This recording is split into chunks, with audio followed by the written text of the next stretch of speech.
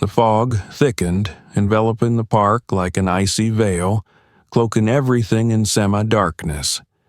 The air still felt fresh from the night, and the ground, soaked with morning dew, felt cold.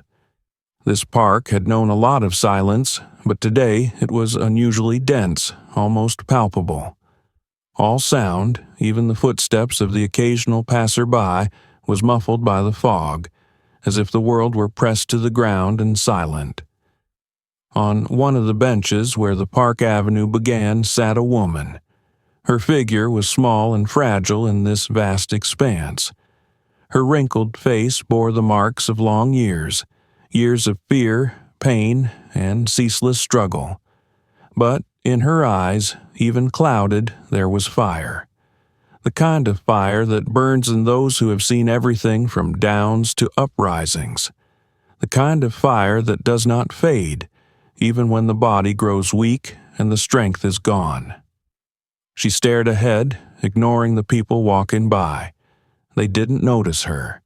At this moment, she was just a part of this secluded landscape. She could hear the gate slamming at the other end of the park, someone breathing in the air quickly but ineptly, as if trying to soak up the freshness of the morning. But her thoughts were far away, thoughts of a life that no longer existed, of things she herself had experienced and things she would never say. Trying not to think about time, she leaned forward and closed her eyes. These moments of peace were rare. Each breath was like a plea for no one to disturb this sacred moment of silence. Suddenly, the sound of a car pierced the silence. The muffled, heavy roar of the engine tore through the space, pulling the woman from her thoughts. She opened her eyes and looked at the road. A patrol car with blinkers braked sharply near the park. A young policeman sat behind the wheel, his face covered by dark glasses hiding his emotions. He turned off the siren but still left the car a few meters from the bench. He got out of the car with an expression on his face that made it seem like he wasn't here to help. The woman furrowed her brows. At first, she tried to ignore his presence, but something in his gaze made her feel threatened. He stepped onto the sidewalk and walked toward her, taking his time, but there was a confidence in his gait, the confidence of someone who was used to impunity. His eyes didn't meet hers. They immediately slid downward, assessing her, as if to predict that she, like everyone else, was part of this pattern of submission. "What do you want?" she thought, but she remained silent. The answer was in her gaze, bravery against the fear she had experienced in her entire life. She already knew what was in store for her. She knew that look, that way of behaving. It approached all too confidently. He stepped closer, and everything changed. The fog began to slowly dissipate, but something invisible began to thicken around their figures. "She's still not up." His voice sounded like a punch aimed in her direction for no apparent reason. A barely perceptible sigh escaped her lips. She didn't respond. There was nothing casual about his actions, and her heart had already quickened its rhythm. Seconds stretched into that hazy morning silence, but she felt like something irreparable was about to happen. The flashers of the patrol car flashed faintly in the thick fog, cutting through it like the predatory eyes of an animal lurking in ambush. The muffled roar of the engine sounded like a harbinger of something inevitable. The car braked sharply at the edge of the park, and for a few seconds, everything froze. Silence. Tension. Then the door opened with a thud, and out stepped a man whose step spoke volumes. The policeman was young, but there was a practiced, measured confidence in his movements. He was a man accustomed to feeling like the master of the situation. Tall, broad-shouldered, he glanced around the area. Then his eyes came upon the figure of an old woman sitting on a bench. He immediately slowed his step, as if looking around, as if assessing his prey. There was no compassion in his eyes, no hint of human warmth. There was only one thing in his eyes: power. Power that he wore on his belt in the form of a baton and a pistol. Power that flowed through his veins in the form of deep-seated contempt. He headed leisurely toward the bench. "What do we have here?" His voice was thick and lazy, but there was aggression in it. The old woman raised her head. Her gaze was calm, but behind that outward equanimity hid thousands of stories, hundreds of encounters with men like him. She knew that tone. She'd heard it all her life. First from white boys throwing rocks in her yard, then from salesmen refusing to take her money, then from employers saying her hands weren't clean enough, and finally from men like him. Men in uniform. She didn't answer. The policeman leaned a little lower. A smirk flickered at the corners of his mouth. Not a benevolent smirk, but an icy, smug smirk. "Are you deaf, Grandma? I'm talking to you." He took a step forward, looming over her, making her feel even smaller, even weaker.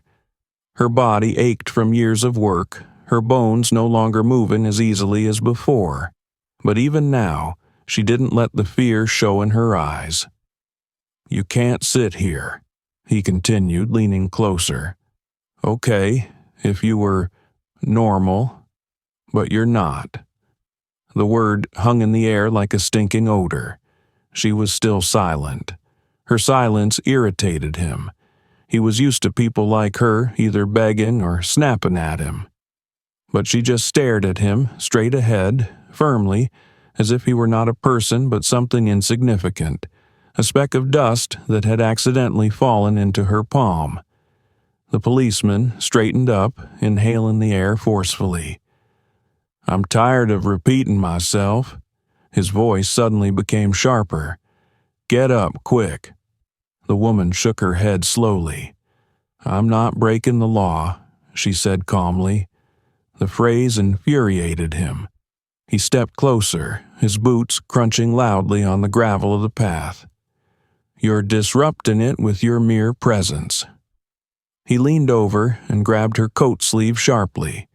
The fabric tugged, and the woman jerked instinctively, but her body didn't allow her to act as quickly as she would have liked. "Get up. I won't say it again." He pulled her up, and her feet lifted off the ground. Pain shot up her back, and her joints groaned with the strain. She hissed in pain, but she didn't give him the satisfaction of screaming or begging. "You must be used to being allowed to do anything, huh?" He gritted his teeth. "But this is my territory. You're nothing here." The fog began to clear, and the first rare passers-by began to notice them. But no one interfered. She could feel his fingers squeezing her hand tighter, the way he was literally squeezing the pain out of her body. But she knew. Now was not the time to show weakness.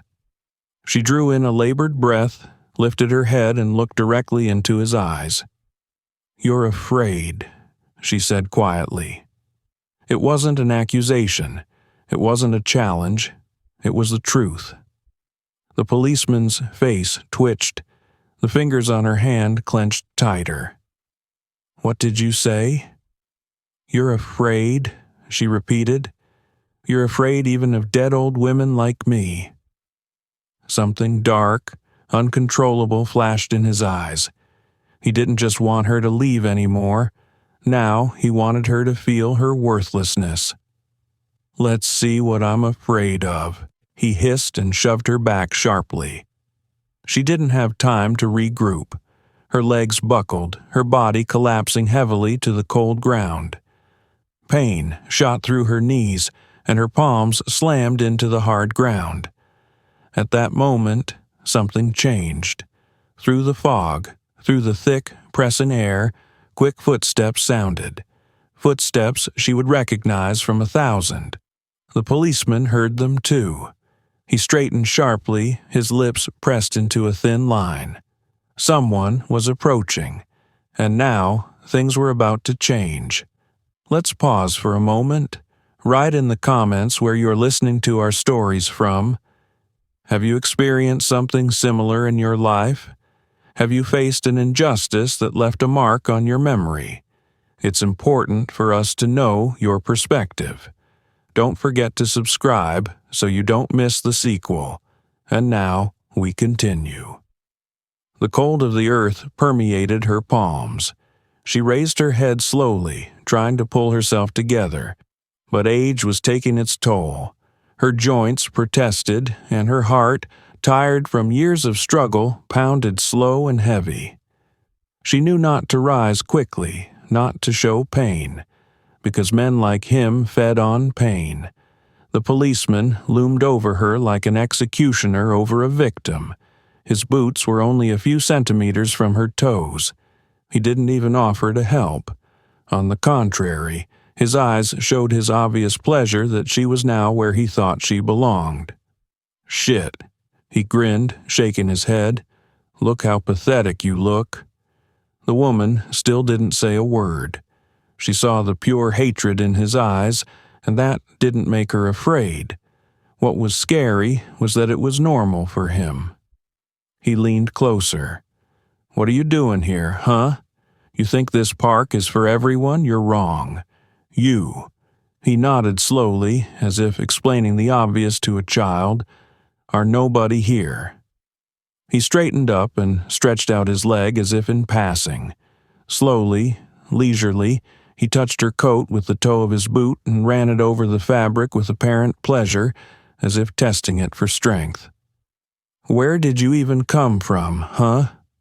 His voice was filled not only with aggression, but also with that lazy contempt that comes from people who are used to power. "Where are your papers? Do you have permission to sit here?" He grinned, looking down. "Oh, right. You don't need permission, do you? You're used to being where you're not wanted." She looked up slowly. "I don't need a permit to sit in the park," she said quietly but firmly. A brief flame of irritation flashed in his eyes. He didn't like being contradicted, especially by someone like her. "Oh, you." He leaned even lower, his face close to me. He smelled of cheap bubble gum and something metallic, maybe a gun.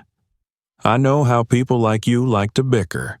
You always want something. The world owes you everything, and you're worthless." He straightened abruptly and looked around, checking for witnesses. There were passers-by, but they hurried on, trying not to meet his gaze. An ordinary scene, an ordinary injustice. Those who wanted to help were too afraid, and those who weren't afraid were long gone. The woman had seen it thousands of times. "Listen." His voice was almost good-natured now, almost conversational, but that made it even more snaky, even more vile. "You can take your old bones right now and get out of here. No fuss, no nonsense. I'll even let you." He paused to savor his moment. "Because if you don't go, I'm going to have to take you away. And believe me," he tilted his head slightly to the side, "you won't like it." She didn't answer. He expected her to be frightened, to start begging like so many before her had done. He liked it when they cried, when their voices shook. But it was different here. The woman looked at him straight on, right in the eye, and he suddenly felt his smile begin to fade. He didn't like that look. It was a look that didn't fear him. It was a look that had lived more than he could imagine. There was weariness in it, but not resignation. He frowned. "Don't you get it?" His voice became quieter, but even more dangerous. "You're not supposed to be here." She continued to stare at him. Silence.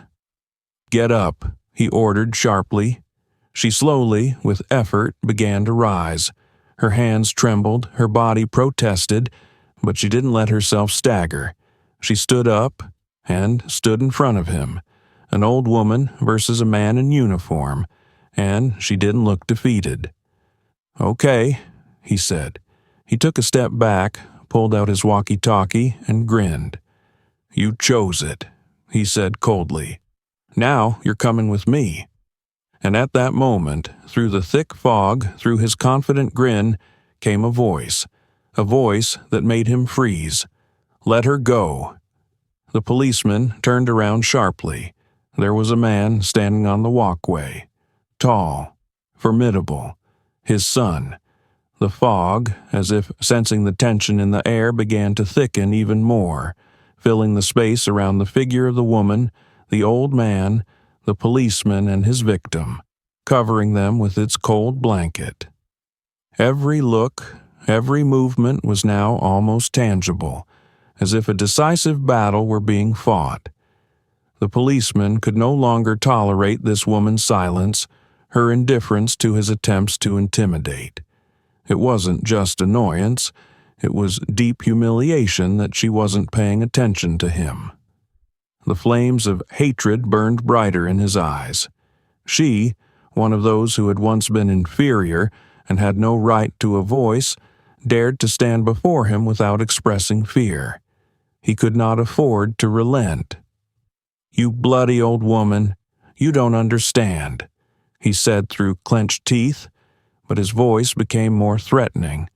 He moved even closer, and now their faces were separated by only a few centimeters.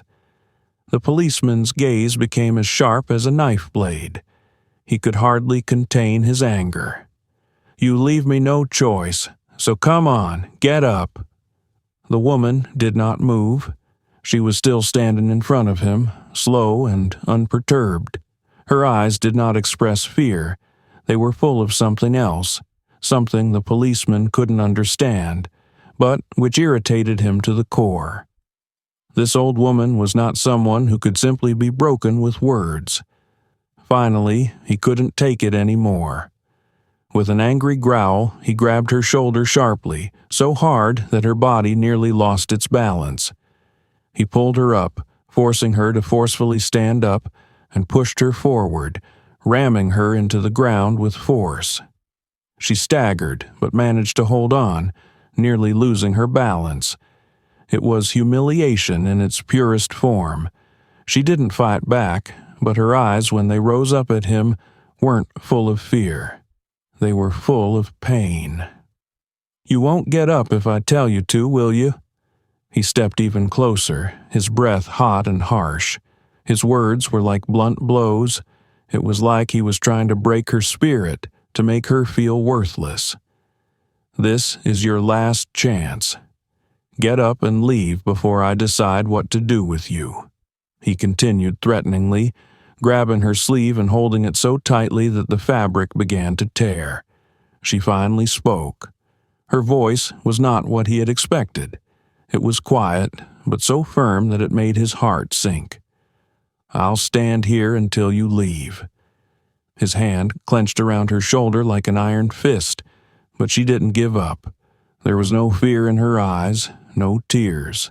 There were only years of pain, stubbornness, and a hunger for justice.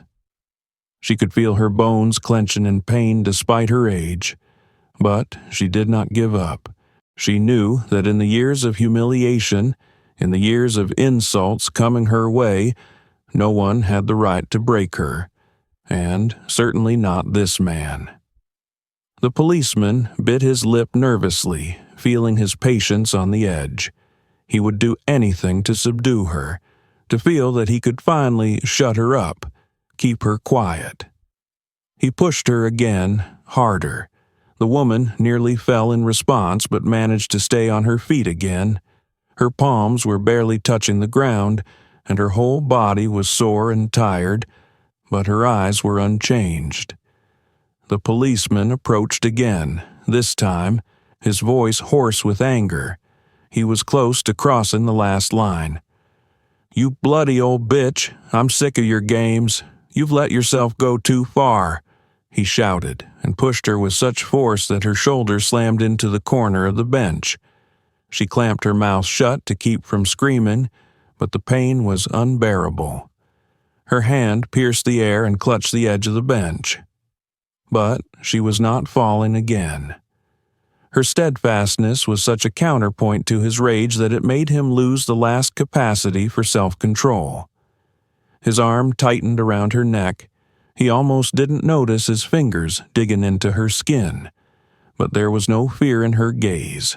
He could feel her gaze penetrating him, that look that told him more than 1,000 words. And then his rage burst outward. He yanked her hair, knocking her to the ground. The policeman, holding her tight, tearing at her dignity, showed all his power. "You will now be under my control. You, like everyone else, can't avoid it." He growled at her like an animal that wasn't used to resistance. But in that moment, she felt something. And it wasn't suffering. It was something more, something deep and inescapable. The woman's body could take no more. Her bones, torn by years of work, old age, and pain, were beginning to give way. Every step she took, every movement was heavy, as if the earth itself was trying to pull her down. She struggled to keep her balance as the policeman continued to push her with every movement, as if she were a toy in his hands, stripped of her dignity. But there was no fear in her eyes. She wasn't letting it break her spirit. It was her resistance, not in her body, but in what remained inside, and what remained alive, and what remained intact after all the years of humiliation. She could feel her skin burning with pain, her heart beating desperately, but her gaze, fixed on his face, remained steadfast, full of pride. He noticed it. His aggression, with which he usually suppressed those who stood before him, suddenly hit a wall. He felt her eyes as if wiping from his face all his masks, all his excuses, and all that he considered his power. Those eyes, full of dignity and pain, were his own punishment. And it pissed him off. "You still don't understand," he said through gritted teeth, but without the same confidence, the desperation in his voice. He took a step forward, moving even closer to her, to feel his power in every breath she took. He wanted her to fall, to start begging, but it wasn't happening. The woman remained silent. He clenched his fists. "You're so proud, aren't you?" He grinned, making her hear the threat in his phrase. "You think your dignity will save you? You're a worthless old slave. Have you ever been anything of significance? You weren't even supposed to be here." She didn't look away, didn't give up. He expected her body to resist him, but it didn't. She just stood there, exhausted, tired, but not broken, and his rage only grew. "You understand, don't you? You were, are, and will be nothing." His words were disruptive, turning to rage, but still failed to break her resilience. The woman felt his fingers squeezing her shoulder. He tried to tighten his grip, to squeeze. A new flash of rage lit in his eyes as he saw that her resistance wasn't going away. He needed to prove that she was nothing, that her life was worth nothing. He pulled her to him, trying to corner her, to subdue her, but she kept standing. "Don't you realize what you have to do?" His voice became more aggressive. He unleashed all his humiliation on her.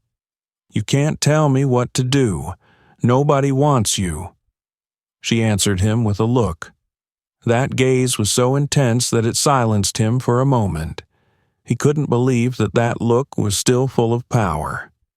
He felt his own hand tremble. "You shouldn't underestimate me," she said with difficulty. "You don't even realize who you're talking to. You live in a world where you think you can humiliate people because you want to. You don't realize what it's like when all you have is just spirit." He took a step back, shocked by her words. He had not expected this. It had been his victory, a physical victory. But now he suddenly realized that his soul, his confidence that he could suppress her with his position, had crumbled. She had not been silent. She did not ask for forgiveness. She stood looking at him, not as defeated, but as someone who had survived everything she could. The strength of her spirit, her genuine pride, despite years of humiliation, was far more frightening to him than all the threats he could utter. She became his mirror, and in that mirror he saw his weaknesses. He pulled back, hating himself for the feeling. 1,000 thoughts ran through his mind, but one thing remained constant. He couldn't break her, and that was more painful than any physical punishment. The fog around them grew thicker and thicker, as if the air itself was taking part in their collision, thickening the atmosphere, pushing the tension to the limit. With each passing second, it seemed that this whole scene had become something more than just a meeting of two people in a park. It was a clash in which every gesture, every word carried a reflection of all the history, all the oppression, the humiliation she had endured in her long life. And now, standing before him, she was more than just an old woman. She was the living embodiment of years of injustice. The policeman was almost on the verge of despair. He felt his anger, his aggression come between him and the woman, and every insult he hurled didn't hit her body. It hit her spirit, which he thought should have been broken by now. He was losing control.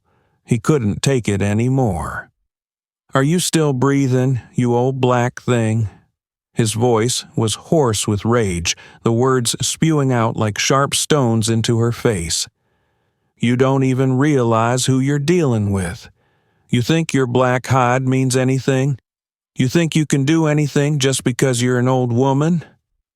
He stepped forward, standing so close he could feel her breath, her strength, and it made him angrier. He didn't understand why she didn't give up, why she wasn't afraid of him, why she didn't ask him to stop. He was a cop, and she was nothing, an old woman with nothing but hard years that should have broken her by now. But she wasn't afraid. That's what pissed him off. "You're not going anywhere, you goddamn slave." His words sounded like a lash. "You're not here to live, but to realize that you're worthless. You'll always be nothing until you realize that." Every word he spoke was like a curse, an insult that burst from the very depths of his soul.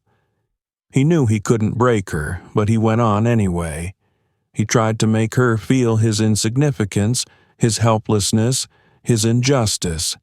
And in that moment, all that was in his eyes wasn't just anger. It was the rage with which he was destroying her. But the woman still didn't budge. She looked at him, not hiding her eyes, not dodging. There was no fear, no pain. There was only a look of deep weariness, but with immeasurable pride. She had lived her life through many humiliations, but she knew one thing: nothing could take away that inner dignity. He pulled on her shoulder again with force, making her pull herself up a little.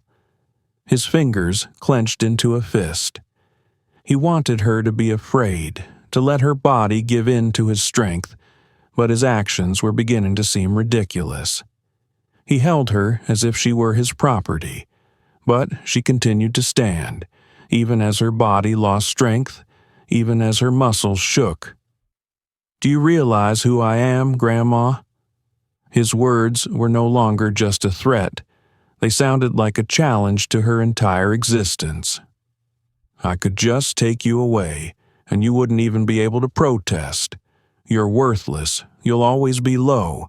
You'll never be human." The woman shook her head faintly, his words sliding off her soul like dust. She'd heard it before, heard it every time someone came into her life who thought they could be controlled, but it was different in her heart. There was the realization that this moment would not be her last, that her resilience would speak for her. She exhaled slightly, gritting her teeth against the pain, but she didn't move away from him. And then, when he took another step toward her, ready to bring her down with force, She looked into his eyes again. "You're wrong." Her voice was quiet, but it sounded like thunder in a clear sky. "I'm not yours. I never will be." The policeman froze for a moment. His body tensed. She was not frightened. She didn't accept his threat. This moment, this silent resistance that he could not wrest from her, was the last straw. He yanked at her with force, trying to break her resilience. But she did not give in. She stood despite his attempts to break her down. It was the moment when she and he, two worlds, clashed, not in a battle of bodies, but in a battle of souls. And his hatred, his rage, his humiliation could not defeat her. The fog around them dissipated, but a heavy shadow remained in the air, the shadow of a story that began again and again. Let's pause for one more brief moment. Write in the comments where you're listening to our stories from, and whether you've had similar moments or experiences in your life. We're interested in hearing your perspective.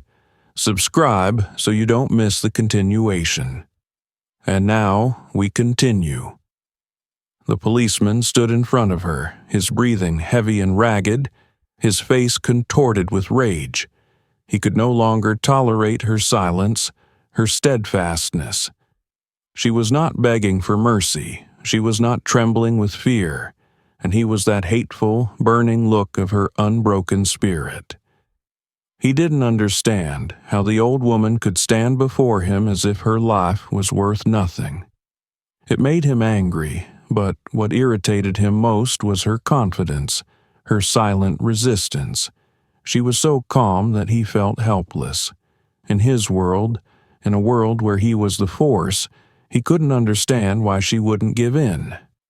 Why, despite all his humiliation and violence, she wouldn't scream, wouldn't give in. He was no longer a policeman.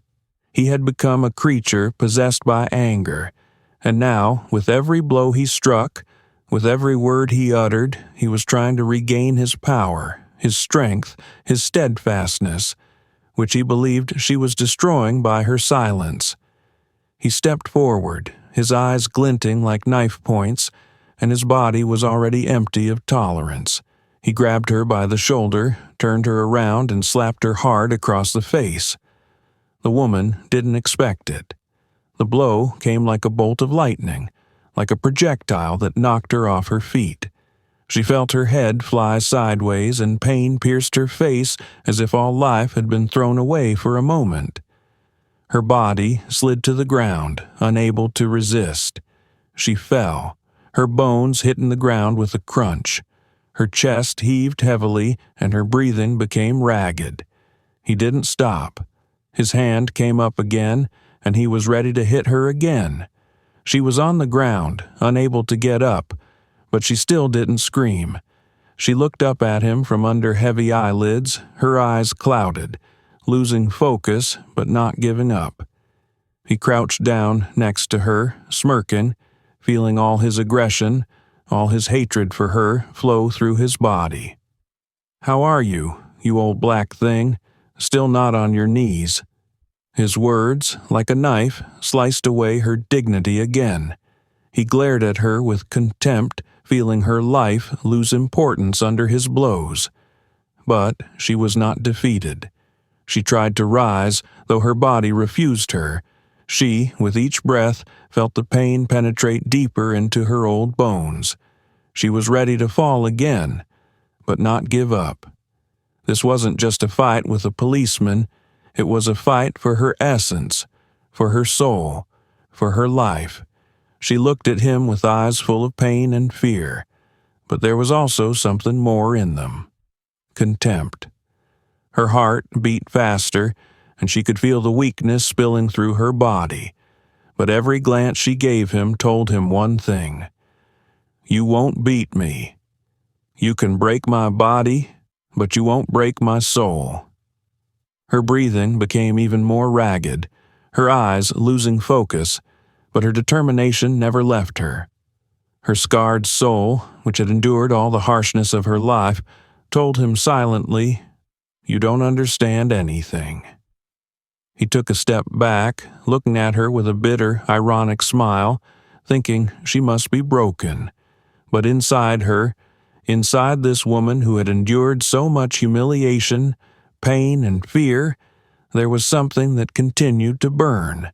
It was a fire he couldn't put out. She lifted her head again, and she had the same look on her face, the look of an unbroken man who had been through everything that could break. And now, despite his aggression, her spirit was even stronger than his hatred. Her heart beat slow as a bell, but in its beat was an answer he couldn't understand. She wouldn't give in. He could defeat her physically, but he couldn't defeat her spirit. He looked at her, and something changed inside him. A deafening silence hung in the air. Even the wind seemed frozen, watching the scene unfold in the cold morning park.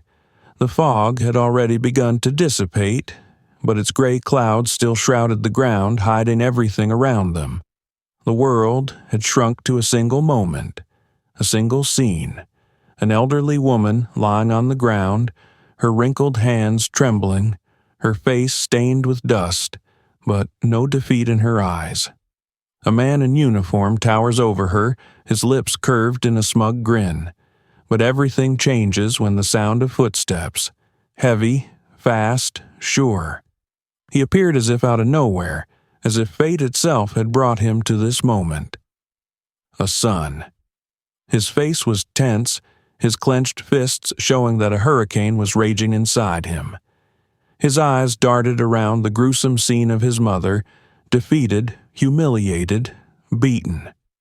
There was a smell of violence in the air, a smell of humiliation, and it filled his lungs the way hatred filled his heart.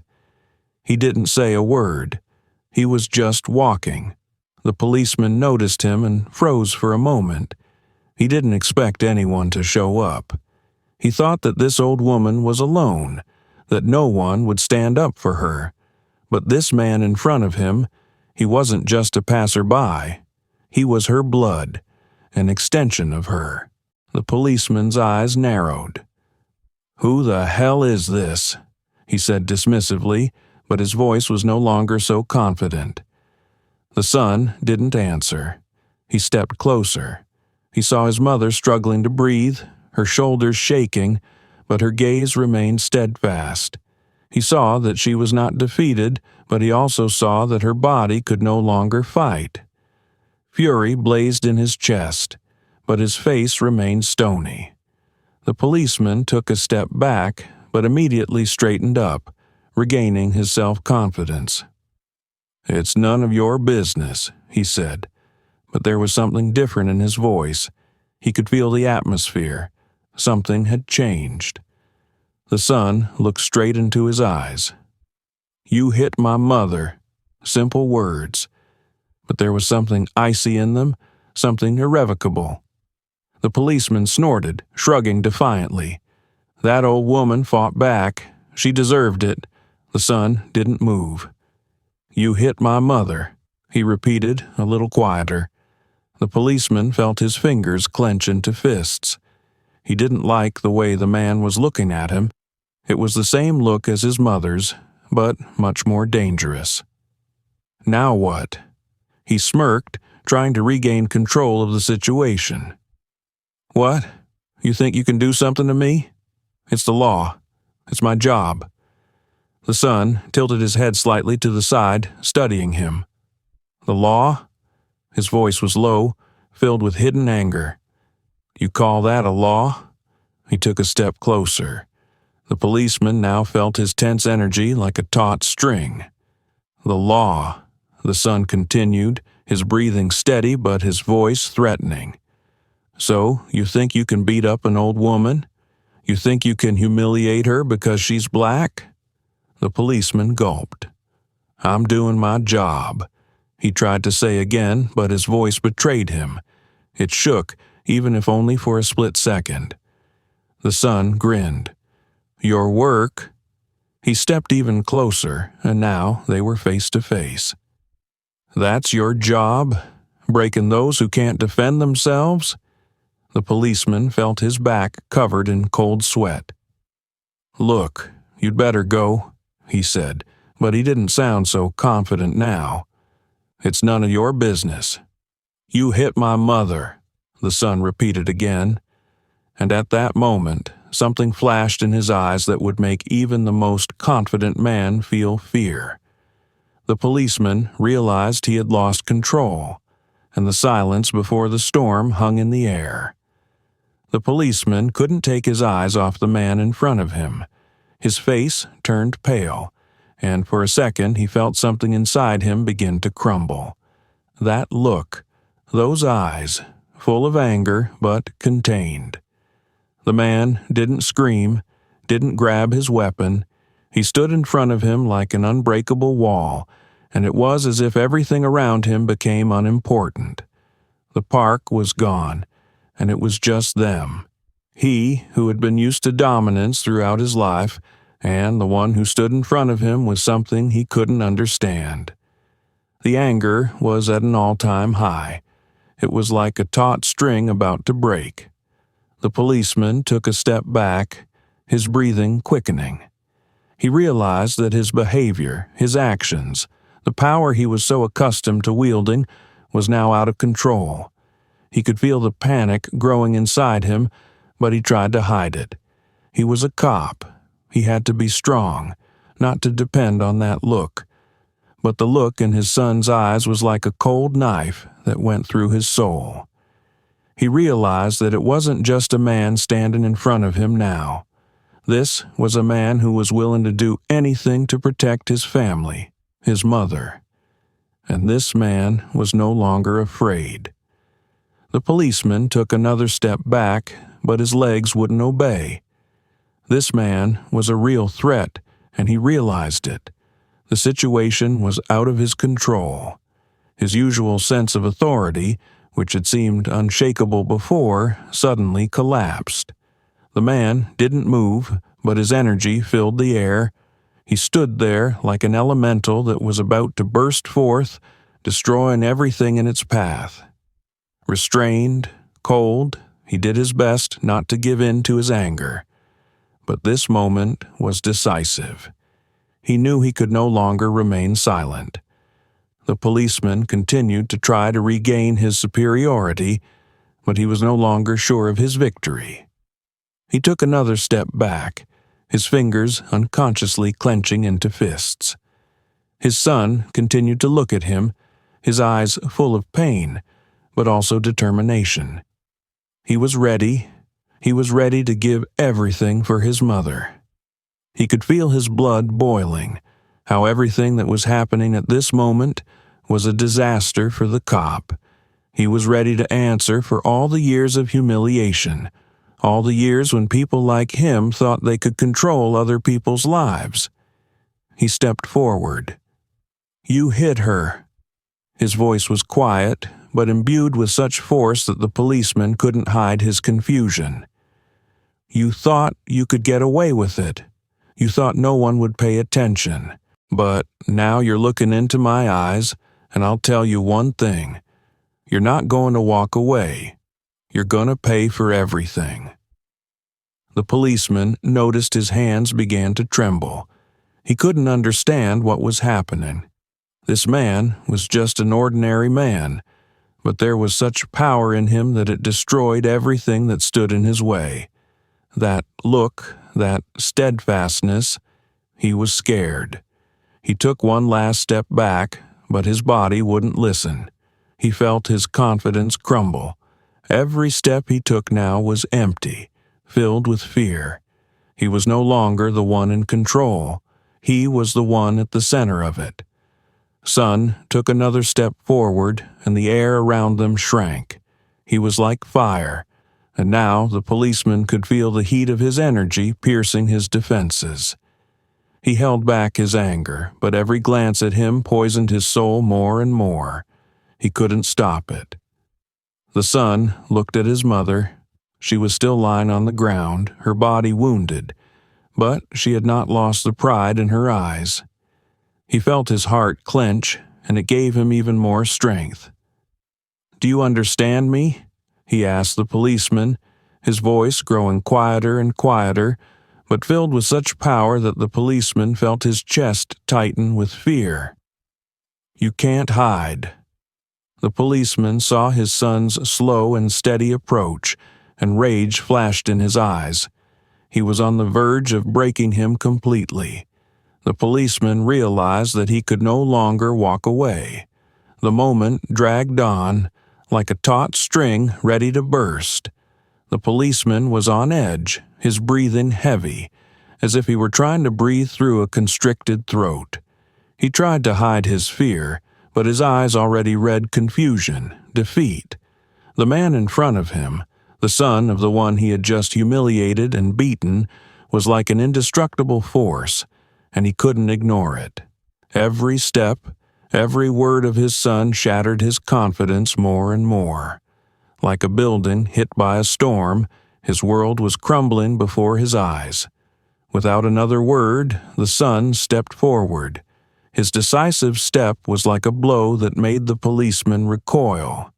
His eyes flashed, and in them was not only a desire for revenge, but something more.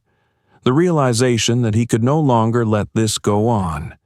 He couldn't just stand by and watch his mother lie on the ground, beaten, humiliated, with no one to protect her. But there was something else in the policeman's eyes, something that betrayed his confusion, something that said things were already beyond his control. He jerked, reaching for the baton. His hand trembled, but he raised it anyway. It was a moment of rage, a desire to regain some sense of power, if only through violence. The son saw the movement and instantly realized that the policeman was ready for the next blow.